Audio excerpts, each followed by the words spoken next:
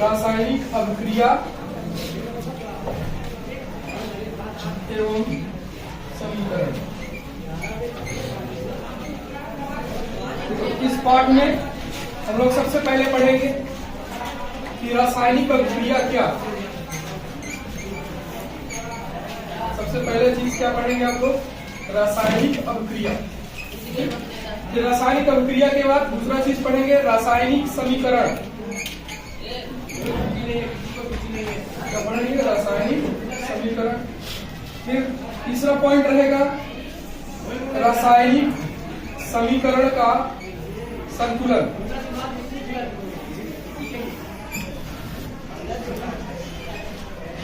चौथा पॉइंट रहेगा इसमें रासायनिक अभिक्रियाओं के प्रकार। रासायनिक अभिक्रिया के प्रकार। इन प्रकार में आप लोग जो है कई अलग अलग प्रकार की चीजों के अलग अलग अभिक्रियाओं के बारे में पढ़ेंगे। सबसे पहले अभिक्रिया पढ़ेंगे यहाँ पे संयोजन, दूसरी अभिक्रिया पढ़ेंगे वियोजन, तीसरी अभिक्रिया रहेगी विस्थापन, चौथी अभिक्रिया रहेगी द्विविस्थापन।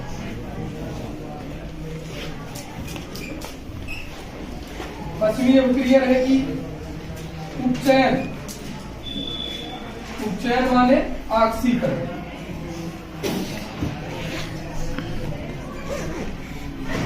इसके बाद आगे मिलेगी आपको अपचयन। अपचयन के बाद ऊष्माशोषी, और इसके बाद मिलेगी ऊष्माक्षेपी। कुल इतनी अभिक्रियाओं के टाइप पढ़ने हैं। इनके उदाहरण के साथ साथ आपको पढ़ना है कि कैसे पहचानेंगे कि कोई अभिक्रिया संयोजन है, कोई वियोजन है, कोई विस्थापन है, किस प्रकार पहचानेंगे, उदाहरण के साथ इतनी चीजें से पढ़ने। फिर उसके बाद दो टॉपिक इसमें एक्स्ट्रा मिलेंगे आपको। एक मिलेगा संक्षारण और दूसरा चीज मिलेगा विकृत गंधिता।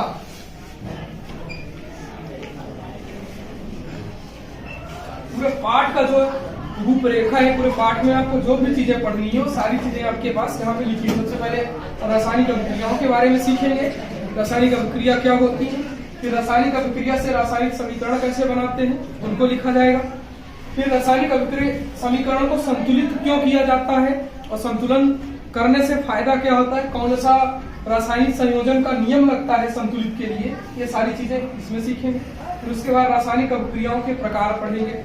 कि मान लीजिए कोई अभिक्रिया लिखी हुई है, उसमें हम कैसे जाने कि कौन सी अभिक्रिया होती बहुत सारी है, लेकिन आपके सिलेबस में सिर्फ इतनी है संयोजन, वियोजन, विस्थापन, द्विविस्थापन, उपचयन, अपचयन, ऊष्माशोषी और ऊष्माक्षेपी होती बहुत है। इसके जल अपघटन, निर्जलीकरण, विद्युत अपघटन, ऑक्सीकरण, बहुत सारी अभिक्रियाएं होती हैं, लेकिन जो कुछ भी है आपके सिलेबस में केवल इतनी दी गई है। तो इन्हीं अभिक्रियाओं के बारे में आपसे पूछा जाएगा। बोर्ड एग्जाम में आज तक सबसे ज्यादा पूछी जाने वाली अभिक्रिया है ऑक्सीकरण और अपचयन पूछी जाती है, संयोजन और वियोजन पूछी जाती है। अगर इतना पाठ का सिलेबस आप पूर्ण रूप में कंप्लीट करके पढ़े रहेंगे तो जो बोर्ड आपका अभ्यास प्रश्न है, पाठ की निहित प्रश्न है, सारे प्रश्न आपके हो जाएंगे। कुछ ही ऐसे बचेंगे जो आपको कराने की आवश्यकता पड़ेगी, अन्यथा सारे प्रश्न उन्हीं में से घूम फिर के आपके अभ्यास में दिए गए। ठीक,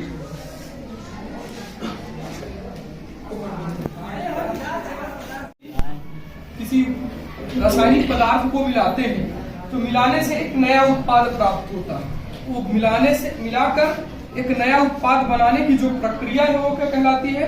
रासायनिक अभिक्रिया। जैसे अगर मान लीजिए हम लोग जल लेते हैं, जल के अंदर हम लोग क्या मिलाते हैं? चीनी मिलाते हैं, तो हमें एक नए उत्पाद के तौर पर क्या मिलता है? शरबत मिलता है। या लकड़ी जलाते हैं, वायु की उपस्थिति में लकड़ी को जलाते हैं तो बदले में क्या मिलता है? कोयला मिलता है। ये सारी प्रक्रिया क्या कहलाती है? रासायनिक अभिक्रिया। और रासायनिक अभिक्रिया के तीन महत्वपूर्ण घटक होते हैं। उन तीन घटकों में सबसे पहला घटक होता है अभिकारक। पहला घटक क्या होता है? अभिकारक। इसको दूसरी भाषा में अभिकर्मक भी बोला जाता है। ठीक है, कभी कभार अभिकर्मक शब्द भी लिखा मिलेगा। दूसरे घटक होते हैं इसके लिए उत्प्रेरक। और तीसरा घटक होता है उत्पाद। ठीक। अभिकारक क्या होता है? अभिकारक वह घटक होता है जिनको हम लोग क्या करते हैं, रासायनिक अभिक्रिया के दौरान मिलाते हैं। जैसे अगर हम शरबत बना रहे हैं तो शरबत बनाने के लिए हमने किन उत्पादों का, किन चीजों का इस्तेमाल किया? जल का और चीनी का। मतलब जल और चीनी आपके पास क्या है? अभिकारक। मतलब अभिकारक वे पदार्थ होते हैं जिनके मिलने से उत्पाद का निर्माण होता है। ठीक है। अब अभिकारक की संख्या किसी भी अभिक्रिया में एक भी हो सकती है, दो भी हो सकती है, दो से अधिक भी हो सकती है। ठीक है। तो अभिकारक का मेन काम क्या है? अभिकारक का मेन काम होता है आपस में टक्कर करते हैं और टक्कर करने के कारण मिक्स होकर क्या बनाते हैं? उत्पाद का निर्माण करते हैं। ठीक। यदि अभिकारक नहीं होगा तो उत्पाद नहीं बन सकता। मतलब जिस प्रकार किसी भी चीज के लिए रॉ मटेरियल की आवश्यकता होती है, रॉ मटेरियल मतलब कच्चा पदार्थ, जैसे मान लीजिए उदाहरण के तौर पर सीट ही बनानी है तो सीट का रॉ मटेरियल क्या होगा? लोहे के राड होंगे, चद्दर होंगे। अगर ये नहीं होंगे तो सीट का निर्माण नहीं किया जा सकता। इसी तरह किसी भी रासायनिक अभिक्रिया का सबसे रॉ मटेरियल कौन होते हैं? अभिकारक होते हैं। ठीक। अभिकारक का मतलब क्या होता है कि जिनको मिलाने से एक नया पदार्थ मिले वो क्या कहलाएंगे? अभिकारक कहलाएंगे। फिर अभिकारक के बाद दूसरी चीज है उत्प्रेरक। तो उत्प्रेरक एक ऐसी चीज होते हैं, ऐसे पदार्थ होते हैं जो अभिक्रिया में भाग नहीं लेते, अभिक्रिया में केवल रहते बस हैं।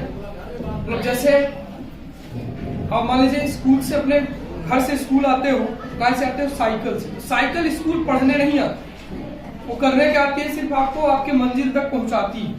विद्यालय से आपको स्कूल से घर, घर से स्कूल आपको पहुंचाती है। इसी तरह उत्प्रेरक का काम है। उत्प्रेरक क्या करता है कि ये अभिक्रिया की दर को या तो बढ़ाता है या तो घटाता है। ठीक ना। जैसे मान लीजिए आपने उत्प्रेरक नहीं डाला हुआ है और कार्बन डाइऑक्साइड को जल के साथ मिश्रित कर रहे हो, तो मान लो 10 मिनट में वो कार्बन डाइऑक्साइड जल मिश्रित होकर ग्लूकोज का निर्माण कर रहा है। वही चीज आपने उत्प्रेरक अगर डाल दिया तो उसके मिलने की दर को क्या कर देगा? घटा देगा। मतलब और शीघ्रता के साथ उत्पाद बनेगा। जो 10 मिनट में बन रहा था वो 5 मिनट में हो सकता है 1 मिनट में हो जाए, या तो दर बढ़ा के 20 मिनट कर दे। तो उत्प्रेरक का काम केवल क्या है? अभिक्रिया की दर को या तो घटाना या तो बढ़ाना। और ये खुद अभिक्रिया में भाग नहीं लेता। ठीक, इतनी बात समझ में आई। फिर उसके बाद उत्पाद। तीसरे चीज क्या होते हैं? प्रोडक्ट होते हैं। ये उत्पाद बोला जाता है। जब अभिकारकों को मिलाओगे तो जो नया पदार्थ बनेगा वही क्या कहलाएगा? उत्पाद कहलाएगा। उत्पाद एक भी हो सकता है और एक भी हो सकता है, लेकिन मुख्य उत्पाद केवल एक ही होता है। जैसे एक अभिक्रिया के बारे में आपको और बता देता हूँ। जैसे मान लीजिए हमारे पास, हम सब लोगों ने कक्षा 4 से ही एक चीज पढ़ा होगा, प्रकाश संश्लेषण अभिक्रिया के बारे में। प्रकाश संश्लेषण अभिक्रिया क्या कहती है कि अगर जो जड़ों द्वारा अवशोषित जल और वायुमंडल में उपस्थित कार्बन डाइऑक्साइड, कौन सी गैस? कार्बन डाइऑक्साइड, ये क्या करती है? सूर्य के प्रकाश की उपस्थिति में, किसकी उपस्थिति में? सूर्य के प्रकाश की उपस्थिति। अगर सूर्य का प्रकाश नहीं होगा तो ये अभिक्रिया नहीं हो सकती। तो उत्प्रेरक का काम क्या? उपस्थिति का काम केवल इतना होता है कि अभिक्रिया की दर को बढ़ाएं या घटाएं या अभिक्रिया को होने दें। तो सूर्य के प्रकाश की उपस्थिति में ये दोनों चीजें क्या होती हैं? मिश्रित होती हैं। मिश्रित होकर किसका किसका निर्माण करती है? ग्लूकोज का। और ग्लूकोज के साथ साथ क्या बनता है? ऑक्सीजन। ठीक, ऑक्सीजन के साथ 38 एटीपी ऊर्जा के अणु बनते हैं। ठीक है। तो देखिए यहाँ पे उत्पाद के तौर पे कितनी चीजें मिली? 3 चीजें, जिनमें मुख्य उत्पाद क्या है? ग्लूकोज और ऑक्सीजन। ठीक है। तो उत्पाद भले अनेक हों, लेकिन एक या दो मुख्य उत्पाद हो सकते हैं। उत्पाद बनते किसके परिणाम स्वरूप है? अभिकारकों के मिलने से। अब अभिकारकों के मिलने से संबंधित चीजें क्या है कि जैसे मान लीजिए हम लोग अगर पानी को चीनी के अंदर घोलते हैं तो अगर चीनी जाके शांति से नीचे सतह पे बैठ जाए और पानी भी शांति से स्थिर रहे तो कभी भी मिलेंगे नहीं। तो मतलब आप जब 12th क्लास में पहुंचेंगे तो वहां आपको आर्हीनियस का संघट्ट सिद्धांत पढ़ने के लिए मिलेगा। वहां आपको ये पता चलेगा कि जब कोई भी अभिक्रिया होती है तो अभिकारक के कण, जैसे मान लीजिए चीनी के कण है, वो जल और कार्बन डाइऑक्साइड के मॉलिक्यूल है, तो ये आपस में एक दूसरे से टक्कर करते हैं और टक्कर के परिणाम स्वरूप ही आपस में मिक्स होकर क्या बनाते हैं? उत्पाद बनाते हैं। क्योंकि हर एक कण के पास अपनी गतिज ऊर्जा होती है। आप पानी को स्वतंत्र स्थिति में रख दीजिए और रखने के बाद शांति से बैठ के देखिए तो आपको पानी के कण में हल्का फुल्का आपको दिखेगा कि वो कैसी गति करते हैं? जिगजैग, टेढ़ी मेढ़ी गति करते रहते हैं। अगर और अच्छे से देखना हो तो कोई जो रंग थोड़े, जैसे आप लोगों को मैंने पोटेशियम परमैंगनेट के बारे में बताया होगा, या कोई कलर हो आपके पास जो पैर वगैरह में रंगने लगाए जाते हैं वही कलर हो, उनको आप केवल एक छोटा सा लेके थोड़ा सा एक बूंद उसमें डाल दीजिए पानी के अंदर। होगा क्या कि जैसे जैसे नीचे मॉलिक्यूल जाएगा तो सीधा कभी भी उसका कलर नहीं बनेगा। आप देखेंगे तो कलर जो है इस तरह टेढ़ा मेढ़ा होकर फैल के धीरे धीरे पूरे विलियन को रंगीन कर देता। तो किसी भी पदार्थ के कणों के मध्य कौन सी गति होती है? यादृच्छिक गति होती है। उस यादृच्छिक गति के कारण कण क्या करते हैं? इधर उधर गति करते हैं। तो एक कण दूसरे कण से जब टक्कर करता है अभिकारक का, तभी किसका निर्माण होता है? उत्पाद का निर्माण होता है। ठीक, तो उत्पाद बिना टक्कर के निर्मित नहीं हो सकता है। उसके निर्माण प्रक्रिया में क्या होती है? टक्कर होती है। फिर आगे जब चलोगे आप लोग और आगे चलोगे और आगे जाओगे अभी, तो उसमें एक चीज सीखने के लिए मिलेगा कि क्या है कि जैसे मान लीजिए आप लोग, एक पेन है किसी पास, अगर मान लीजिए हमें इस पेन को बंद करना है तो केवल एक वे ऐसा है जिसमें ये पेन क्या हो सकता है? बंद हो सकता है। अन्यथा अगर इस पेन को इधर से इससे टक्कर कराओ तब भी बंद नहीं होगा, इधर से कराओगे तब भी बंद नहीं होगा, इधर से कराओगे तब भी बंद नहीं होगा। टक्कर केवल एक ही प्रभावी है जिसमें ये पेन क्या हो सके? बंद हो सके। तो अगर ये 100 टक्कर कर रहे हैं तो 100 टक्कर में वे सारी टक्कर प्रभावी नहीं होती, कुछ ही टक्कर होती है जो प्रभावी होती है, जिनके परिणाम स्वरूप किसका निर्माण होता है? उत्पाद। तो याद रखिए, देखिए सीखेंगे क्या हम हाई स्कूल में सिर्फ इतना सीख रहे हैं कि अभिकारक के मिलने से उत्पाद बनता है, लेकिन इसकी हम थोड़ा और आंतरिक बारे में जा रहे हैं और इसका डिटेल नॉलेज लेते हैं। तो ये पता चलता है कि अभिकारक के कणों में क्या होती है? गतिज ऊर्जाएं होती है। उन गतिज ऊर्जाओं के कारण कण क्या करते हैं? एक दूसरे से टक्कर करते हैं और टक्कर के परिणाम स्वरूप क्या बनता है? उत्पाद बनता है। लेकिन और हम लोग थोड़ा सा डीप में जाते हैं तो ये पता चलता है कि हर एक टक्कर प्रभावी नहीं हो सकती, कुछ ही टक्कर प्रभावी होंगी और प्रभावी टक्कर के परिणाम स्वरूप ही क्या बन सकता है? शरबत बन सकता है। एक और अदर वे उदाहरण में छोटी सी गेंद दे दी जाए, बोला जाए कि खिड़की से बाहर फेंको, कोशिश करोगे अगर 10 बार फेंक रहे हो तो 5-6 बार क्या होगा? टकरा के वापस लौट आएगी। 2-3 बार ऐसे होंगे जिस बार ये बाहर निकल जाएगी। तो बाहर निकली तो आपका मिशन क्या हुआ? सक्सेस हुआ। तो मतलब हर एक टक्कर, जिस प्रकार हर बार आप बाहर नहीं फेंक सकते हो, ठीक इसी तरह अभिकारक आपस में हर एक टक्कर के परिणाम स्वरूप उत्पाद का भी निर्माण नहीं कर सकते। केवल कब निर्माण करेंगे? जब प्रभावी टक्कर मिले। ठीक ना। और रासायनिक अभिक्रिया के 3 संघटक होते हैं, अभिकारक, उत्प्रेरक और उत्पाद। रासायनिक अभिक्रिया क्या है कि 2 या 2 से अधिक अभिकारकों को मिलाकर एक नया उत्पाद बनाया जाए। इस संपूर्ण प्रक्रम को क्या कहा जाएगा? रासायनिक अभिक्रिया।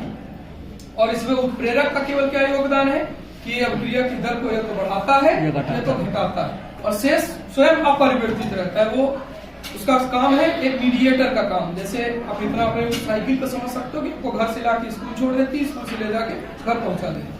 वो ना तो यहाँ पढ़ने आती है ना तो घर में पढ़ती है। उसका काम है आपकी मंजिल तक पहुंचाना। जो चीज आप पैदल चल के 1 किलोमीटर की दूरी 5 मिनट 10 मिनट में तय करोगे, वही चीज साइकिल के माध्यम से क्या होता है? 1 मिनट में 2 मिनट में चले आते हो। जहाँ आपको 10 मिनट 20 मिनट लग रहे हैं वहाँ 5 मिनट में आ रहे हो। तो आपकी दर को केवल बढ़ा रहा है स्कूल पहुंचने का। सेम काम या किसका होता है? उत्प्रेरक। रासायनिक अभिक्रिया में से किसी को कोई दिक्कत हो सकता है? कुछ कोई प्रॉब्लम किसी विद्यार्थी को है? किसी को बोलोगे हाँ या ना तो बोल सकते हो। फिर इसके बाद आपका अगला टर्म इसी में आपने पढ़ा होगा, रासायनिक समीकरण। रासायनिक समीकरण क्या होते हैं? जो रासायनिक अभिक्रिया आप लिखे कि हम ये जल तथा कार्बन डाइऑक्साइड को मिश्रित करते हैं तो ग्लूकोज और ऑक्सीजन बनता है। इस अभिक्रिया को इसके सूत्र के रूप में निरूपित कर दीजिए, सूत्र के रूप में व्यवस्थित कर दीजिए, तो वो क्या कहलाएगा? रासायनिक समीकरण। मतलब किसी भी रासायनिक अभिक्रिया को उसके रासायनिक सूत्रों के रूप में लिखना क्या कहलाता है? रासायनिक समीकरण। ठीक, जैसे मान लीजिए ये अभिक्रिया, जल का सूत्र क्या होता है? H2O प्लस कार्बन डाइऑक्साइड का सूत्र क्या होता है? CO2। सूर्य को आप सनलाइट या सूर्य का प्रकाश ही लिख लीजिए। फिर इसके बाद ग्लूकोज का फार्मूला क्या होता है? C6H12O6। और साथ में आपके पास क्या है? ऑक्सीजन O2 लिख दीजिए, साथ में 38 ATP ऊर्जा लिख दीजिए। तो जो आपने यहाँ पे रासायनिक अभिक्रिया लिखी थी इसको इसके काहे में लिख दिया आपने? सूत्र में। तो रासायनिक अभिक्रिया को उसके सूत्रों के रूप में लिखना क्या कहलाता है? रासायनिक समीकरण। आई बात समझ में? अभिक्रिया भी समीकरण। अभिक्रिया का मतलब 2 या 2 से अधिक अभिकारकों के मिलाने से नए उत्पाद के निर्माण की प्रक्रिया क्या कहलाती है? रासायनिक अभिक्रिया। और रासायनिक अभिक्रिया को उसके सूत्रों के रूप में लिख देना क्या कहलाता है? रासायनिक समीकरण। ठीक, आई बात समझ में? इसके बाद अगर तीसरा पॉइंट आपका था कि संतुलित रासायनिक समीकरण या रासायनिक समीकरण को संतुलित क्यों किया जाता है। तो अगर थोड़ा सा आप लोग देखोगे तो 9th में आपको अणु और परमाणु के बारे में चीजें पढ़ाई गई थी कि रासायनिक अभिक्रिया में कौन भाग लेता है? परमाणु भाग लेता है, अणु भाग नहीं लेता। तो परमाणु का मतलब सिंगल। अगर उदाहरण देखोगे तो हाइड्रोजन के केवल कितने परमाणु? 2। एक हाइड्रोजन सिंगल होकर हाइड्रोजन के कुल कितने परमाणु है? 2। अगर इधर देखोगे कितने हैं? 12। तो क्या दोनों तरफ बैलेंस है? नहीं। जबकि हम लोगों ने पढ़ा क्या है 9th में रासायनिक संयोजन नियम, जो ये कहता है कि अभिक्रिया के पहले का द्रव्यमान तथा अभिक्रिया के बाद का द्रव्यमान दोनों क्या होते हैं? बराबर होते हैं। लेकिन क्या यहाँ बराबर हो सकता है? जैसे कार्बन देखो एक ही है, यहाँ कितने हैं? 6। हाइड्रोजन यहाँ 2 है, यहाँ कितने? 12। ऑक्सीजन यहाँ केवल 2 1 3 है, यहाँ कितने? 6 2 8। तो जब बराबर परमाणु नहीं, इसका मतलब अभिक्रिया बैलेंस नहीं। तो आपको क्या करना पड़ेगा? बैलेंसिंग के लिए अनुमान विधि से बैलेंस करना होता है। अनुमान विधि से मतलब संख्यात्मक मान के जरिए उनको व्यवस्थित करना होता है। जैसे यहाँ कार्बन कितने हैं? 6 है, तो सबसे पहले कार्बन को बैलेंस कर दो, यहाँ 6 का गुणा कर दो, तो कार्बन तो बैलेंस हो गया। लेकिन हाइड्रोजन देखो यहाँ कितना है? 12 है, यहाँ कितना है? 2 है, तो यहाँ 6 का गुणा कर दो, 6 दूनी 12 हो गया। अब ऑक्सीजन को देखो, ऑक्सीजन है 6 दूनी 12, 12 6 18, और इधर देखो केवल 6 2 8 है, यहाँ 6 का गुणा कर लो, 6 दूनी 12, 12 6 18। तो दोनों तरफ कार्बन, हाइड्रोजन, ऑक्सीजन तीनों चीज क्या हो गए? बैलेंस हो गए। मतलब अब यह अभिक्रिया क्या है? संतुलित। और रासायनिक अभिक्रिया में जिन अंकों का हम प्रयोग करते हैं ये अपने से अनुमान विधि द्वारा किया जाता है। ठीक ना, कोई फिक्स नहीं होता। आप 1/2 से लेके किसी भी मान से कर सकते हो। 1/2 का गुणा, 1/3 का गुणा, 1/6 का गुणा, 1 का गुणा, 4 का गुणा, 12 का गुणा, 20 का गुणा, किसी भी अंक का आप गुणा कर सकते हो अभिक्रिया को बैलेंस करने के लिए। और जिन अंकों का गुणा करते हो उन्हें केमिस्ट्री की भाषा में बोला जाता है रस समीकरणमितीय गुणांक। रस समीकरणमितीय गुणांक। जिन अंकों का गुणा करते हो इन्हें बोला क्या जाता है? रस समीकरणमितीय गुणांक। ठीक है, जैसे यहाँ H2O का रस समीकरणमितीय गुणांक है 6, CO2 का भी 6। इसके पहले किसी अंक का गुणा नहीं, इसका मतलब इसका रस समीकरणमितीय गुणांक 1। और ऑक्सीजन के पहले कितने का है? 6। जिन अंकों का गुणा करते हो उन्हें केमिस्ट्री की भाषा में क्या बोला जाता है? रस समीकरणमितीय गुणांक। इंग्लिश में बोला जाता है स्टोइकियोमेट्रिक गुणांक। ठीक है, और इन रस समीकरणमितीय गुणांकों का इस्तेमाल करके हम लोग क्या करते हैं? अभिक्रिया को बैलेंस करते हैं। तो हम लोगों ने इतने में से 3 चीजें सीखी। क्या क्या सीखे? रासायनिक अभिक्रिया क्या है, रासायनिक समीकरण क्या है, और रासायनिक समीकरणों को हम बैलेंस क्यों करते हैं। बैलेंस करने के पीछे का कारण क्या है? इधर के परमाणु और इधर के परमाणुओं की संख्या क्या हो? बराबर। ठीक, ताकि जो हमारा रासायनिक संयोजन का नियम है वो गलत न हो। आप समझ में आई सबके? अभिक्रिया क्या होती है? दो कारकों को मिला दीजिए, 2 या 2 से अधिक नया उत्पाद बन जाए। फिर उस अभिक्रिया को इसके सूत्र के रूप में लिख दो तो क्या कहलाएगा? समीकरण। इस समीकरण के अंदर परमाणुओं की संख्या बराबर कर दो तो उसको क्या बोलोगे? संतुलित रासायनिक समीकरण। ठीक, आई बात समझ में? सबके नोट कर लीजिए।